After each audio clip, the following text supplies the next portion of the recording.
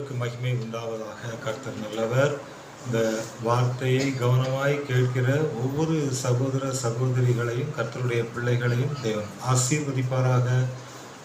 தொடர்ந்து நாளிலும் கூட சங்கீதம் 133 அதிகாரம் முதல் வசனம் சொல்லும் வார்த்தை, இதோ சகோதரர் ஒருமித்து வாசம் பண்ணுகிறது எத்தனை நன்மையும் எத்தனை இன்பமுமானது.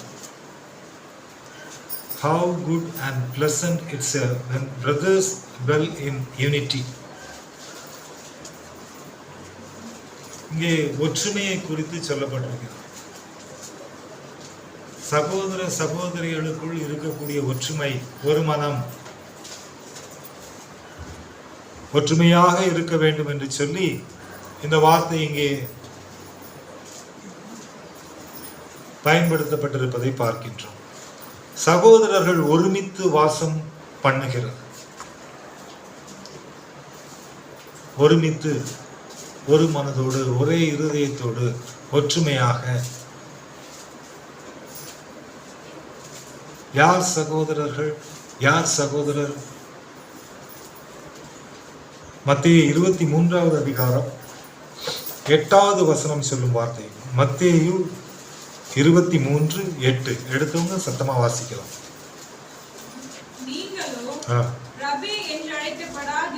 ரபி என்று அழைக்கப்படாதிருங்கள், கிறிஸ்து ஒருவரே உங்களுக்கு போதகராய் இருக்கிறார். நீங்கள் எல்லோரும் சகோதரராய் இருக்கிறீர்கள். You are all brothers. இயேசு கிறிஸ்து தன்னுடைய சீஷர்களை பார்த்து சொன்னது, உங்களை யாரும் ஐயர அப்படின்னு கூப்பிட வேண்டாம், ரபின்னு உங்களை யாரும் கூப்பிட வேண்டிய அவசியம் இல்லை. You are all brothers. நீங்கெல்லாம் சகோதரர்கள். உங்களுக்குள்ள சகோதரத்துவம் இருக்கணும். இதைத்தான் இயேசு சொன்னார். எல்லா நாமத்திற்கு மேலான நாமத்தை உடைய இயேசு கிறிஸ்து அவருடைய சீஷர்களுக்கு சொன்னது. அவர் கூட இருந்தது யாரெல்லாம்? Saint Peter, Saint John,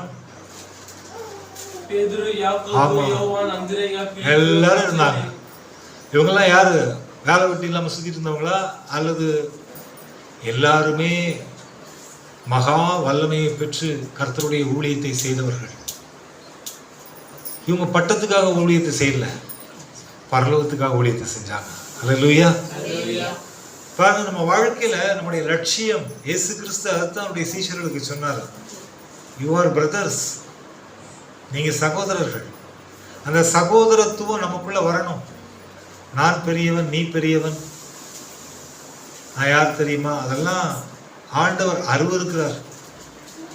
postings இந்த உலகத்துல மனுஷனால் உண்டாக்கப்பட்டது. நமக்கு we need heavenly postings. பரலோகத்தினுடைய அந்த பட்டத்தை, பரலோக ராஜா வைத்திருக்கக்கூடிய அந்த ஜீவ கிரீடத்தை நாம் பெற்றுக்கொள்ள வேண்டும். அதுதான் நமக்கு மிக முக்கியமான ஒரு பட்டமாக காணப்படுகிறது. அதனால்தான் இங்க அவங்க சீஷர்கள்ட்ட அவங்களோட மைண்ட் செட், அவங்க மன நிலைமை எல்லாம் சரியா இருக்கணும் அப்படிங்கிறதுக்காக தான் அவர் சொன்னாரு, நீங்கள் எல்லாரும் சகோதரராக இருக்கிறீர்கள். அதனால்தான் சங்கீத புத்தகத்துல தாவீது சொல்றாரு, இது சகோதரர்கள் ஒருமித்து வாசம் பண்ணும். நீங்க ஒற்றுமையா இருந்தா எப்படி? நீங்க அது எவ்வளவு பெரிய நன்மை, அது எப்பேற்பட்ட ஒரு இன்பம் அப்படிங்கிறத இந்த வசனத்துல அவர் சொல்றதை பார்க்கணும். ஏன்னா அவர் சொல்லிட்டு அந்த வசனத்தை ஃபுல் ஸ்டாப் வைக்கல, கொஸ்டின் மார்க் போட்டார். என்ன போட்டாரு? ஏன்னா அங்க இல்ல, அதான் விஷயம். சகோதரர்களுக்குள்ள ஒற்றுமை இல்லை. அது இது, அவன் இவன், அவன் அவர் யார், இவர் யார் தெரியுமா, அவர் யார் தெரியுமா? தேவன் ஒற்றுமையை எதிர்பார்க்கிறார். கர்த்தருக்கு பிரியமானவர்களே, சகோதரத்துவம் இருக்கும் போதுதான் கர்த்தருக்கு பயப்படக்கூடிய பயம் இருக்கும், வேற்றுமை இருக்காது. ஒற்றுமை இருக்கிற இடத்துல வேற்றுமை இருக்குமா? 10 பேர் சேர்ல உட்கார்ந்துருக்குறாங்க கல்யாண வீட்டுல, எல்லாம் ஃபுல் ஆயிடுச்சு, சேர்லாம் ஃபுல் ஆயிடுச்சு. தாலி கட்டுறதுக்கு முன்னாடி பின்னாடி கூட்டமா நின்று பார்த்துட்டு இருக்கிறாங்க.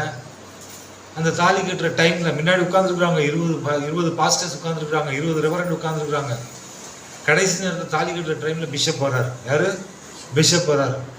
அவர் வந்து தாலி எடுத்து கொடுத்தோன்னா முன்னாடி எல்லாரும் துரத்திடுறாங்க. எல்லாம் அப்படியே போயிடுங்க, அவர் உட்காரணும்.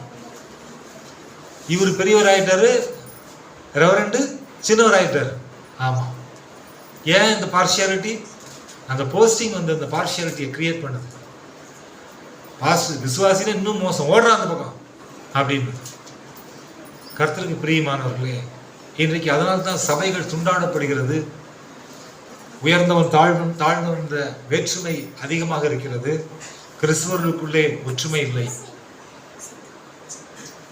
எந்த இடத்துல ஒற்றுமை இருக்கோ அங்க நன்மை இருக்கும், எந்த இடத்துல ஒற்றுமை இருக்கோ அங்க இன்பம் இருக்கும். கிறிஸ்தவர்களுக்குள்ளே ஒற்றுமை இல்லை.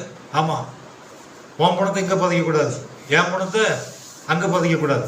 கல்லறைக்கு சண்டை போடுறாங்க, குழிக்கு சண்டை போடுறாங்க, அப்புறம் காம்ப்ளெக்ஸ் கடைக்கு சண்டை போடுறாங்க,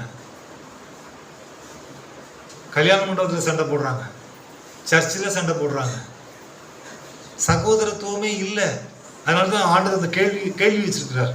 இதோ சகோதரர்கள் ஒருமித்து வாசம் பண்ணுவது எத்தனை நன்மையும் எத்தனை இன்பமானதுன்னு சொல்லி ஒரு கொஸ்டின் மார்க் போட்டிருக்கிறார். ஏன்னா அங்க அந்த சகோதரத்துவமே இல்லை. எல்லா இடமும் வேற்றுமை தான் இருக்கு, ஒற்றுமை இல்லை. சபைக்கு போறதே பயந்து பயந்து போறான் அவன். இன்னைக்கு பத்திரமா போயிட்டு பத்திரமா திரும்பி வரணும். எங்க தீவிரவாத கூட்டத்துக்குள்ள போறது மாதிரி அப்படி இருக்குது இன்னைக்கு. கர்த்தருக்கு பிரியமானவர்களே, தேவன் எதிர்பார்ப்பது சகோதரத்துவம். நாம் சகோதரர்கள். பாருங்க, அப்போஸ்தலனாகிய பவுல் சொல்றாரு 1 தெசலோனிக்கேயர் 3வது அதிகாரம் 2வது வசனத்துல தெசலோனிக்கே சபைக்கு எழுதும் போது பாருங்க, பவுல் வல்லமை உள்ள ஊழியக்காரரா இல்லையா? கொஞ்சம் சொல்லுங்களா. பவுல் வல்லமை உள்ள ஊழியக்காரரா இல்லையா? உண்மைதானே? பவுல் செய்த அற்புதங்கள் கொஞ்ச நஞ்சம் இல்லைங்க. ஆமா, பலத்த அற்புதங்கள். சப்பானி, குருடை, முடவன், இயேசு செய்தது போலவே பலத்த அற்புதங்களை செய்தவர் பவுல் இங்க ஒரு காரியத்தை சொல்றாரு. என்ன சொல்றாரு? 1 தெசலோனிக்கேயர் 3:2. 1 தெசலோனிக்கேயர் 3:2. இந்த உபத்திரவங்களினாலே ஒருவனும் அசைக்கப்படாதபடி. 1 தெசலோனிக்கேயர் 3:2. இந்த உபத்திரவங்களினாலே ஒருவனும் 1 தெசலோனிக்கேயர் 3:2 தானே?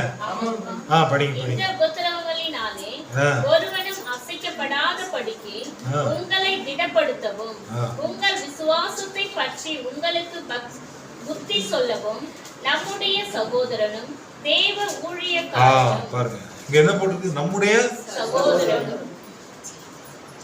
ஊழியக்காரரு கூட இருக்கிறவனை பார்த்து அங்க எப்படி அந்த பெயர் பயன்படுத்துறாரு? நம்முடைய சகோதரன். சபைக்கு சொல்லும் போது நம்ம சகோதரன், நம்ம நம்ம ஆள் வராரு, மாடரேட்டர் வராரு, பிஷப் வராரு அப்படியே சொன்னாப்புல, நம்முடைய சகோதரன், he is my brother. நம்முடைய சகோதரனும் அடுத்து தேவ ஊழியக்காரனும் எங்கள் உடன் வேலையாளுமாகிய தீமோத்தேயுவை குறித்து இன்ட்ரோடியூஸ் பண்ணும்போது அவர் பிரதர், காட்ஸ் கோவர்க்கர். அவ்வளவுதான். நம்முடைய சகோதரன், தேவனுடைய வேலையை செய்யக்கூடிய உடன் வேலையாள். இங்க எந்த போஸ்டிங்கும் அங்க வந்து பிரஸ்தாவப்படுத்தல. தீமோத்தேயுக்கு எவ்வளவு அழகா இங்க சொல்றாப்புல, நம்முடைய சகோதரன், he is my brother. இந்த சகோதரத்துவம் வந்து பாத்தீங்கன்னா அது நன்மையை கொண்டு வரும், இன்பத்தை கொண்டு வரும். அதுதான் இந்த வசனம் சொல்லுது. அடுத்து யோவான் என்ன சொல்றான்னு பாருங்க. வெளிப்படுத்தின விசேஷம் 1:9. வெளிப்படுத்தின விசேஷம் 1:9.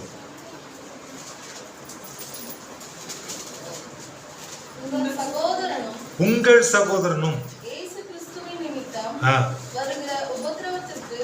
அவருடைய ராஜ்யத்திற்கும் அவருடைய பொறுமைக்கும் உங்கள் உடன் பங்காளனுமாய் இருக்கிற யோவானாகிய நான். பாருங்க, யோவான் தன்னை அறிமுகப்படுத்தும் போது, யோவான் யாரு? கர்த்தருடைய சீஷன். வெளிப்படுத்தின விசேஷத்தை இயேசு கிறிஸ்துவிலிருந்து வாங்கி நம்மகிட்ட கொடுத்தவர். நம்மகிட்ட கொப்பரை சட்டி எண்ணெய் கொப்பரைக்குள்ள போடும்போது சாகவே இல்லை, தூக்கி வெளியே கொண்டு உயிரோட வெளியே வந்தவர். இந்த யோவான் என்ன சொல்றாரு? ஐ அம் யுவர் பிரதர். என்ன சொல்றாரு? அவரோட பெரியாளா இங்க இருக்கிற எல்லாரும்? யோவானோட பெரியாளான்னு கேட்டேன். ஊர்ல இருக்கிற எல்லாரும் பெரிய பெரிய பதவியில தொங்கிட்டு இருக்காங்க அவங்க எல்லாம். யோவான் சொல்றாரு, ஐ எம் யுவர் பிரதர், நான் உன் சகோதரன் அப்படின்னு சொல்றாரு. உங்கள் சகோதரன். நான் எதுக்கு பங்காளி? தேவனுடைய சத்தியத்தினாலே வரக்கூடிய உபத்திரவத்திற்கும் பொறுமைக்கும் பங்காளன். ஆமா, I am the partner in the tribulation and patience. அதுக்கு தான் நான் பங்காளி. ஊழியத்தை செய்யறதுனால வரக்கூடிய கஷ்டத்துக்கும் அந்த ஊழியத்து நிமித்தம் வரக்கூடிய துன்பங்களினால நான் கோவப்படாம அதுல இருந்து கற்றுக்கொள்ளக்கூடிய பொறுமைக்கும் அதுக்கு தான் நான் பங்காளி அப்படின்னு யோவான் சொல்றார். அப்ப இயேசுவோடு கூட இருந்த சீஷர்கள் தங்களை மேன்மைப்படுத்தினார்களா தாழ்த்தினார்களா? ஆமாங்க, கிறிஸ்தவர்களாகிய நம்மகிட்ட தாழ்மை தேவை. இன்னைக்கு ஒற்றுமை தேவை. இன்னைக்கு ஒற்றுமை இல்லை. கிறிஸ்துவர்களுக்குள்ளவே யார் பெரியவன் அப்படிங்கிற பிரச்சனை இப்ப பெருசா போயிட்டு இருக்கு. ஆமா, நீ பெரியவனா நான் பெரியவனா, ஒன் டினாமினேஷன் பெருசா என் டினாமினேஷன் பெருசா, உங்க சர்ச்சு பெருசா எங்க சர்ச்சு பெருசா, எல்லா சர்ச்சிலையும் குண்டு போடுவாங்க. அதுவும் முதல்ல எங்க இருந்து ஆரம்பிப்பாங்க? பெரிய பில்டிங் தான் ஆரம்பிப்பாங்க. நீங்க என்ன பாருங்க, லைவ் ப்ரோக்ராம் போய் பாருங்க. இஸ்ரேலு, லெபனானு, சிரியா, ஈரானு முதல்ல குண்டு எந்த பில்டிங் போடுறாங்க? பெரிய பில்டிங். இருக்கிறதுல பெரிய பில்டிங் இருக்கு, அதுக்கு மேலதான் முதல்ல போடுறான். தரமாட்டமா இருக்கு. அதெல்லாம் முடிச்சு காலி பண்ணிட்டு அதுக்குதான் 2வது ரவுண்டு வரும்போது தான் சின்ன சின்ன பில்டிங் அடிக்கிறான். கர்த்தருக்கு பிரியமானவர்களே, யார் பெரியவன்? அவர் சொல்றாரு, யூ ஆர் ஆல் பிரதர்ஸ். கிறிஸ்தவம் என்றைக்கு சகோதரத்துவத்துக்குள்ள போகுதோ அன்னைக்கு தான் அந்த கிறிஸ்தவத்துக்கு நன்மை, அங்கே ஒரு இன்பம். அதுதான் இந்த வசனம் சொல்லுகிறது. ஓசியாவின் புத்தகம் 12வது அதிகாரம் 3வது வசனம். ஓசியா 12:3.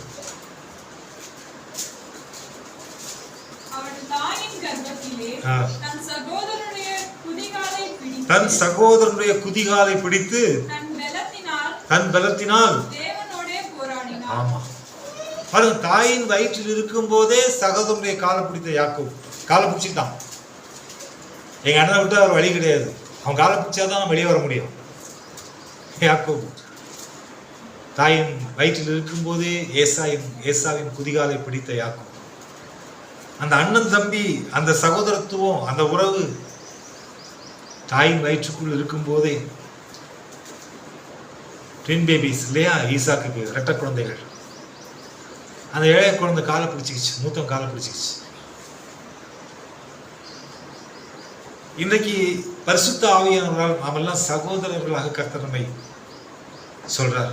ஆவியினாலே. ஆமா, நம்ம ஒருத்தருக்கு ஒருத்தர் சகோதரர்கள். இதை நம்ம ஒருபோதும் மறக்க கூடாது.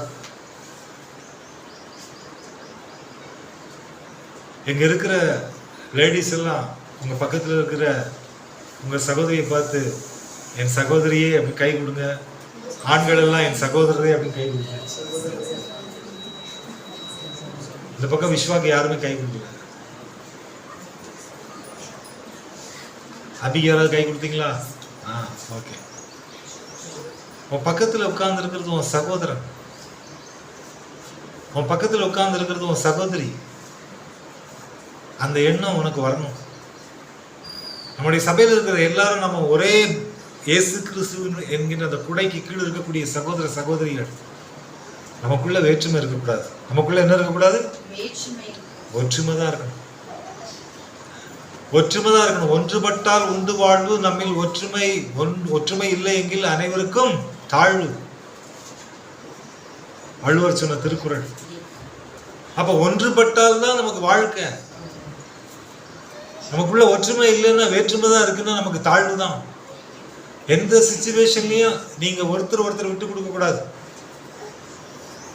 அபியை விட்டு கொடுக்க கூடாது, டைட்டஸை விட்டு கொடுக்க கூடாது, பிரேமை விட்டு கொடுக்க கூடாது, நித்யாவை விட்டு கொடுக்க கூடாது, அஸ்வினை விட்டு கொடுக்க கூடாது, விஸ்வா விட்டு கொடுக்க கூடாது, சுதர்சனை விட்டு கொடுக்க கூடாது, அகஸ்டினை விட்டு கொடுக்க கூடாது, ரமேஸ்வரரை விட்டு கொடுக்க கூடாது, ஜோஷுவா விட்டு கொடுக்க கூடாது.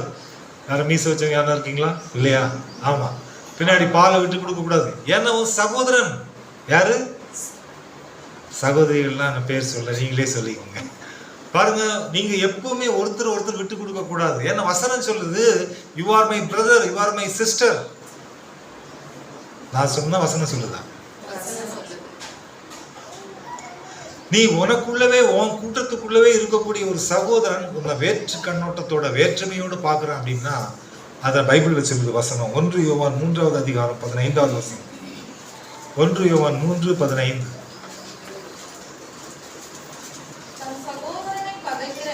தன் சகோதரனை பகைக்கிற எவனும் மனுஷ கொலை பாதகனாய் இருக்கிறான். மனுஷ கொலை பாதகன் எவனோ அவனுக்குள் நித்திய ஜீவன். ஆமா, அவன் நித்திய ஜீவனை பெற்றுக்கொள்ள முடியாதான். அவன் அந்த ஒற்றுமையா இருக்கக்கூடிய கூட்டத்துக்குள்ள அவனால இருக்க முடியாதான். ஹலோ, ஒற்றுமையா இருக்கக்கூடிய கூட்டத்தில் அவனால இருக்க முடியாது. அவன் சகோதரத்துவம், சபை, அதில் இருக்கக்கூடிய கூட்டம், சத்திய ஆவியானவர் சொல்லிக் கொடுக்கக்கூடிய சத்தியத்தை கேட்டு அதன்படி நடக்க வேண்டும் என்ற கூட்டத்துல மனுஷ கொலை பாதகனால இருக்க முடியாது. தன் சகோதரனை பகைக்கிறவனால இருக்க முடியாது.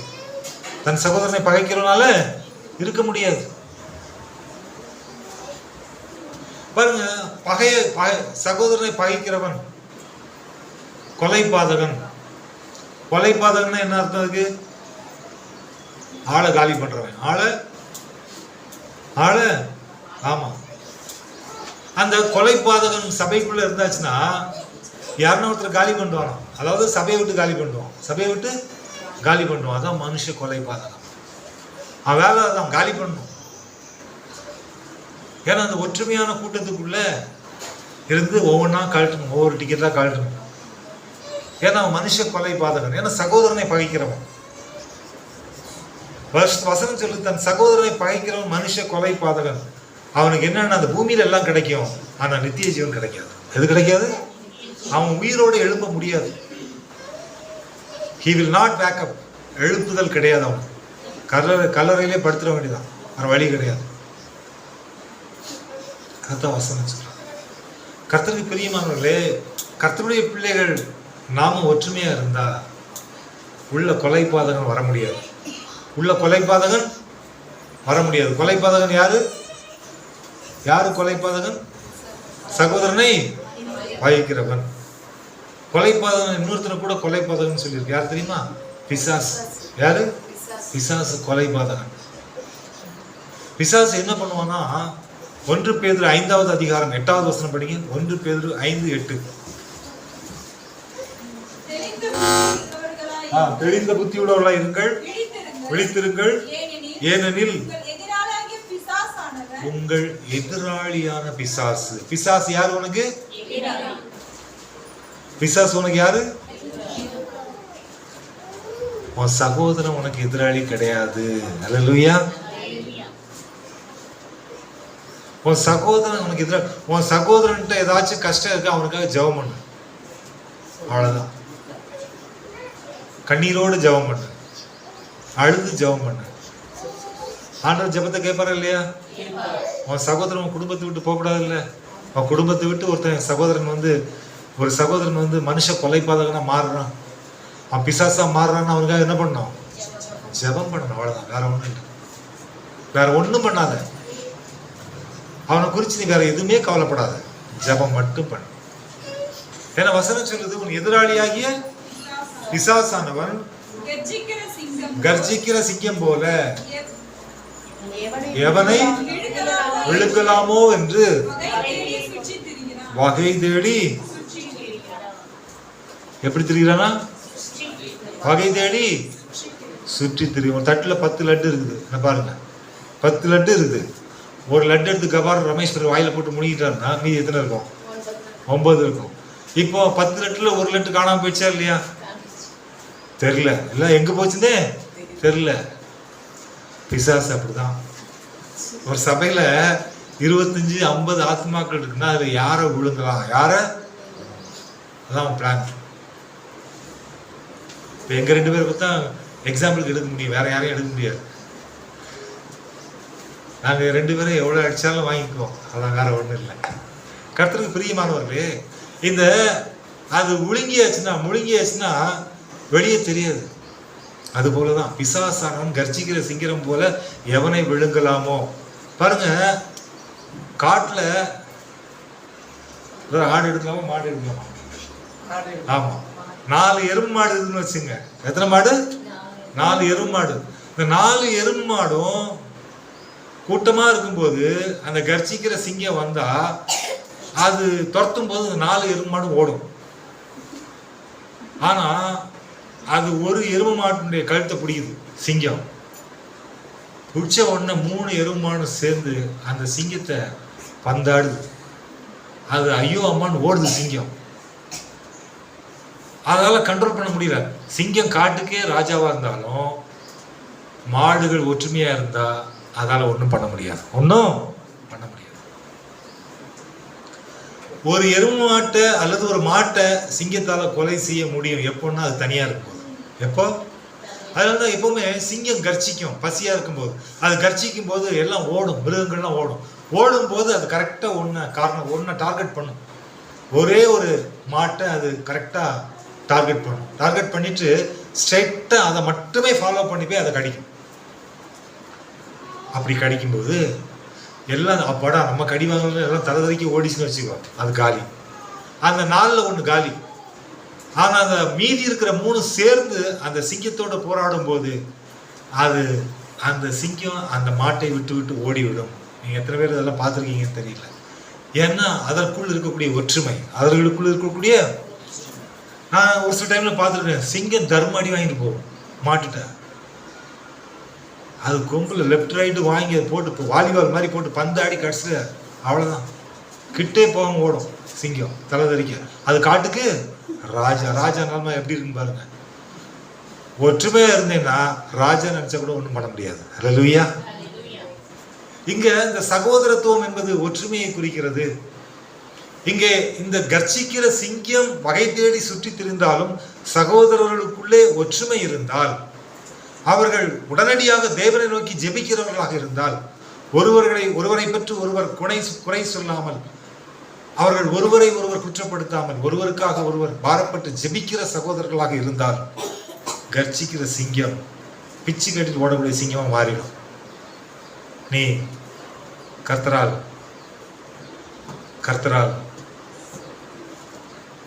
தேவனுக்கு உகந்த பாத்திரமாக மாறுவாய். அல்லேலூயா. கர்த்தருக்கு பிரியமானவர்களே, அதைத்தான் இந்த வசனம் சொல்லுது.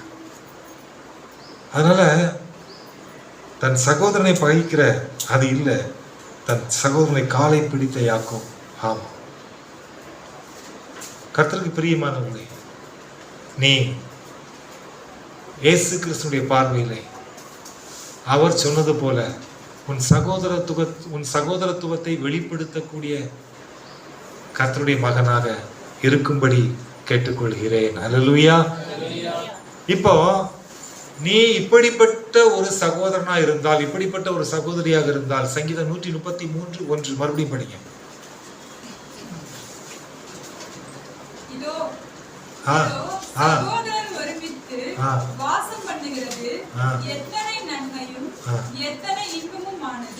எத்தனை நன்மை எத்தனை இன்பம். யூனிட்டி இருந்தா என்ன இருந்தா? இப்ப பாருங்க, இப்ப நான் ஃபர்ஸ்ட் சொன்னேன், என்ன சொன்னோம்? கை பிடிச்சு, ஒருத்தர் கை பிடிச்சு சகோதரி. இப்போ என்ன சொல்ல போறீங்கன்னா, பெண்கள் நீ என் சகோதரி, ஆண்கள் நீ என் சகோதரன் சொல்லுங்க.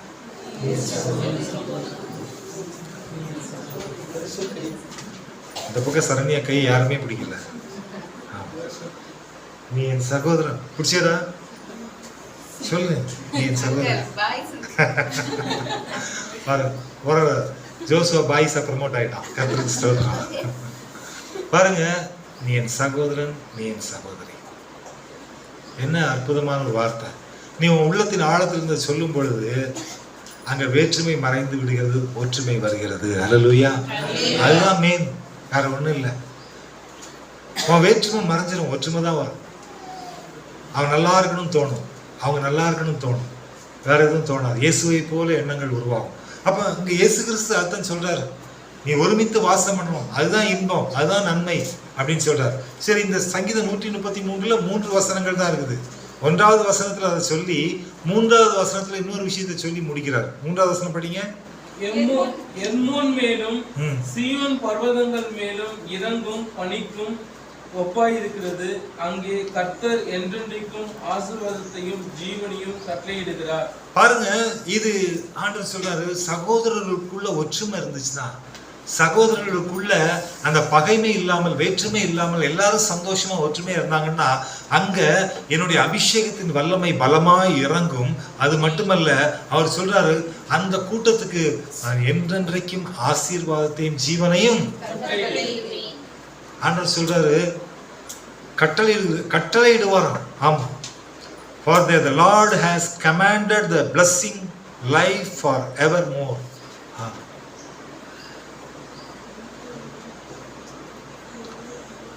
உனக்கு ஆசீர்வாதத்தை கட்டளையிடுவாராம். அது மட்டுமில்ல, ஜீவனை கட்டளையிடுவாராம். பாருங்க, என்கிட்ட நிறைய சொத்து இருக்குது, நிறைய பணம் இருக்குது, உயிர் இல்லை, என்ன பண்ண முடியுமா? எல்லாம் இருக்குது, உசுறு போயிடுச்சு, என்ன பண்ண முடியுமா?